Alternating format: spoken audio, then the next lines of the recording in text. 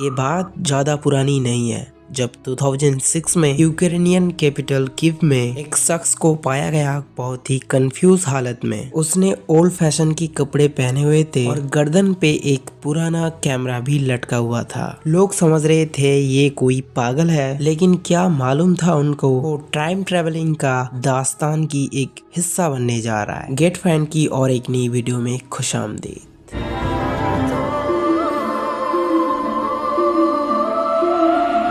नाज़रीन, वो शख्स अपना नाम सार्गी पोनोमारिंको बता रहा था। पुलिस ने जब उसके पास आईडी मांगी तो वो शख्स ने एक ऐसे कंट्री पे आईडी को इशू करके रखा था जो अभी मौजूद ही नहीं है। जी हाँ, ये आईडी सोवियत यूनियन उस दौर का था। ये बात तो आप जानते हैं, यूक्रेन पहले सोवियत यूनियन का हिस्सा था और जब ये केस सामने आया तब सोवियत यूनियन को टूटे हुए 20 साल से भी ज्यादा हुआ था। ऐसा नहीं है, यूक्रेन पुलिस ने इससे पहले सोवियत यूनियन की आईडी देखी ही नहीं थी, पर ये शख्स देखने में 20-25 साल का लग रहा था। उस शख्स का उस आईडी कार्ड में उसका डेट ऑफ बर्थ 1932 शो हो रहा था। सिर्फ डेट ऑफ बर्थ ही नहीं बल्कि आईडी पे शो होने वाली पिक्चर भी उसी की थी। ये सब मामला पुलिस को हजम नहीं हुआ। 1932 में पैदा होने वाली शख्स 2006 में 74 इयर्स के बाद भी आखिर ये 20-25 साल का कैसे दिख सकता है। उन्होंने सर्गी से जब पूछा आज कौन सी डेट है, फिर थोड़ा सोचने के बाद जवाब दिया 23 अप्रैल 1958। ये वो पॉइंट था जब पुलिस को लगा ये पक्का कोई पागल है। पुलिस ने जब उस शख्स को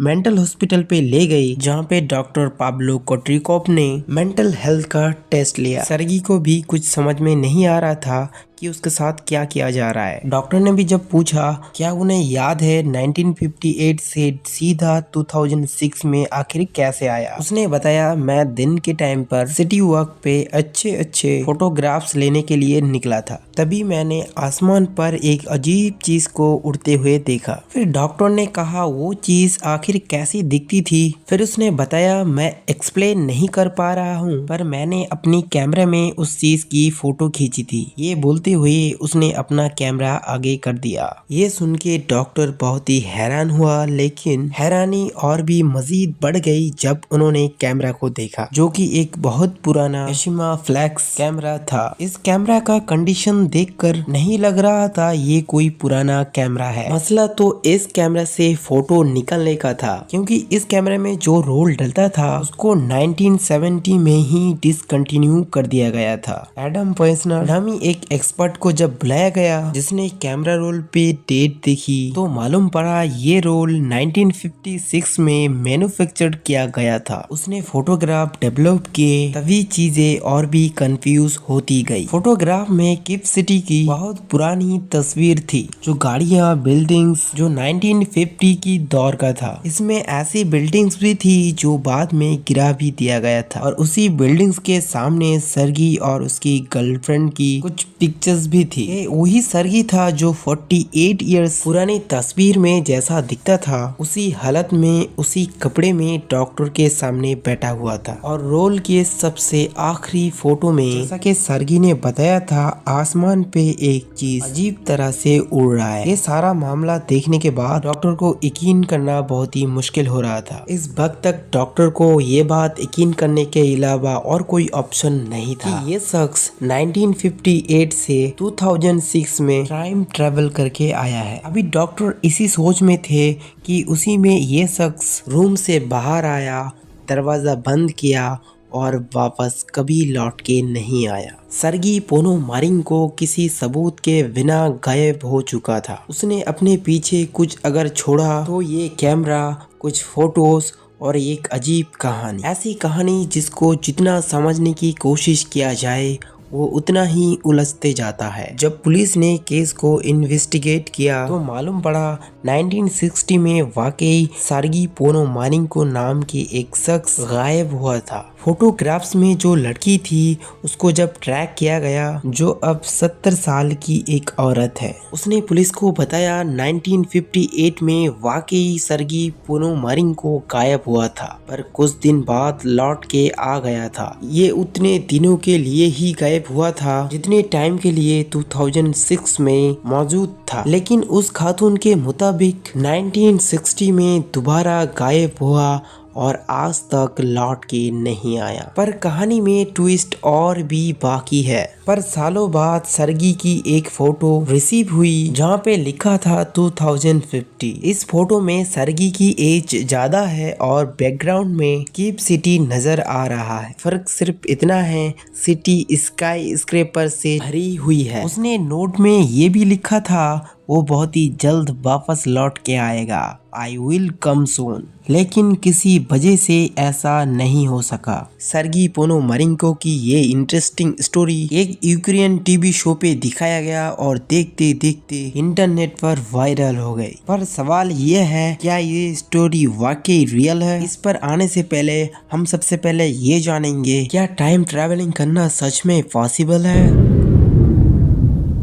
या फिर नहीं। इसमें कोई शक नहीं, हम सभी एक तरीके से टाइम ट्रैवलिंग ही कर रहे हैं। फ्यूचर में टाइम ट्रैवल हमारा कहीं पे बिताया हुआ 1 घंटा इस बात को जाहिर करता है कि हम 1 घंटा कर कर के फ्यूचर की तरफ जा रहे हैं। लेकिन कोई अगर अपना 1 घंटा आधे घंटे में बिता ले तो वो दूसरों के मुकाबला में आधा घंटा फ्यूचर में चला जाएगा। इस कॉन्सेप्ट को सबसे पहले अल्बर्ट आइंस्टाइन ने रिलेटिविटी थ्योरी में दिया था, जिसके मुताबिक स्पेस में टाइम एक जैसे नहीं गुजरता, बल्कि ये डिपेंड करता है ऑब्जेक्ट की स्पीड के ऊपर। जिस तरह ऑक्सीजन की लेवल अलग अलग एल्टीट्यूड पे चेंज होता रहता है, इसी तरह स्पेस में ऑब्जेक्ट की स्पीड के ऊपर और मास के ऊपर डिपेंड करता है। हम अर्थ पे रहते हैं तो अर्थ के मास के ऊपर और अर्थ के स्पीड के ऊपर टाइम डिपेंड करता है। लेकिन अगर हम जुपिटर पे चले गए तो जुपिटर का मास बहुत ही ज्यादा है, तो जुपिटर में समय बहुत ही स्लो गुजरेगा। थ्योरी के हिसाब से जितना स्पीड होगा उतना ही टाइम स्लो गुजरेगा। यानी कि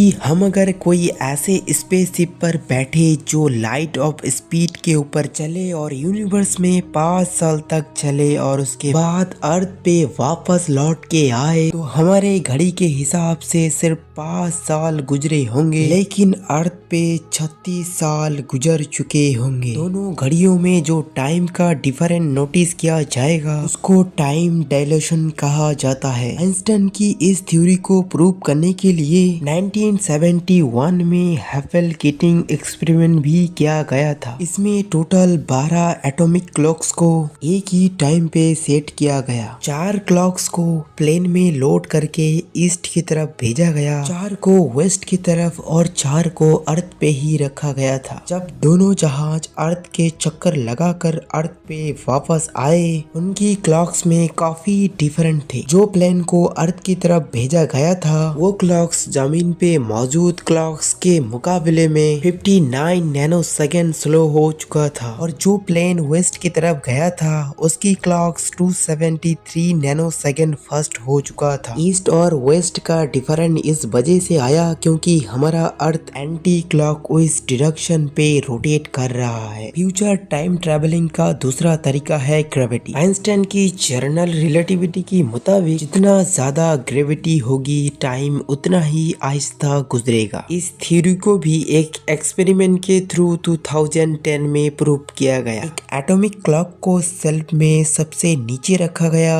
और दूसरी को 33 सेंटीमीटर ऊपर शेल्फ में रखा गया। जो क्लॉक जमीन के करीब थी उस पर ज्यादा ग्रेविटी थी, इसी वजह से ऊपर वाली क्लॉक के हिसाब से नीचे वाली क्लॉक स्लो चल रहा था। टाइम का फर्क बहुत ही कम था क्योंकि 33 सेंटीमीटर ज्यादा फासला नहीं है। पर ये बात तय है, अगर हम किसी ऐसे जगह पर चले जाएं जहां पर ग्रेविटी बहुत ज्यादा है, जैसे ब्लैक होल, तो अर्थ पे जो टाइम चलेगा उस हिसाब से ब्लैक होल में टाइम बहुत ही स्लो चलेगा। इसी चीज को इंटरस्टेलर मूवी में भी दिखाया गया है। इस मूवी में दिखाया गया है वो लोग ऐसे एक प्लेनेट पे रहते हैं जो प्लेनेट ब्लैक होल के बहुत ही करीब है। वहाँ पे गुजारे 1 घंटा अर्थ के 7 सालों के बराबर है। स्पीड और ग्रेविटी के कारण टाइम का चेंज होना इतना कॉमन है कि जीपीएस सैटेलाइट जो कि दुनिया की सबसे एक्यूरेट क्लॉक्स इंस्टॉल होता है, उनको भी बार बार अर्थ के टाइम के हिसाब से सेट करना पड़ता है, क्योंकि ये सैटेलाइट्स हर वक्त 11,300 किलोमीटर पर हर की स्पीड से अर्थ को ऑर्बिट कर रहा है। इसी वजह से ये क्लॉक्स पीछे हो जाता है। अगर इन क्लॉक पर बार बार टाइम को सेटअप नहीं किया गया तो हमारी फोन्स पर एग्जिस्ट लोकेशन ही शो नहीं कर सकता है। ये तो हमने डिस्कस किया फ्यूचर में टाइम ट्रेवलिंग करने को। ये तो थियोरिटिकली पॉसिबल है, पर साइंटिफिकली ये करना इम्पॉसिबल है, क्योंकि ऐसा स्पेसशिप जो लाइट के स्पीड से भागे ऐसा बनाना तो इम्पॉसिबल है। थियोरिटिकली टाइम ट्रेवलिंग करने के लिए भी हमें ब्लैक होल के पास जाना पड़ेगा, जहाँ पे जाने के लिए हमें 1560 लाइट ईयर्स लगेगा। हो सकता है आने वाली वक्त में इंसान ऐसी कोई चीज बना सके टाइम ट्रेवलिंग का इस मिस्ट्री को सॉल्व कर पाए। पर सर्गी पोनोमारिंको की इस स्टोरी में कितनी सच्चाई है? असल में ये स्टोरी 2012 में एक यूक्रेन के टीवी शो में ब्रॉडकास्ट किया गया था, जिसका नाम था एलियंस। इस रियलिटी प्रोग्राम की 3rd एपिसोड टाइम ट्रेवलिंग में ये स्टोरी दिखाया गया है। उम्मीद है गेट फैन की इस वीडियो में टाइम ट्रेवलिंग का कॉन्सेप्ट काफी हद तक समझ आ गया होगा। मिलते हैं गेट फैन की और एक नई शानदार वीडियो में, और आप लोगों के प्यार भरे कमेंट का बेसब्री से इंतजार रहेगा।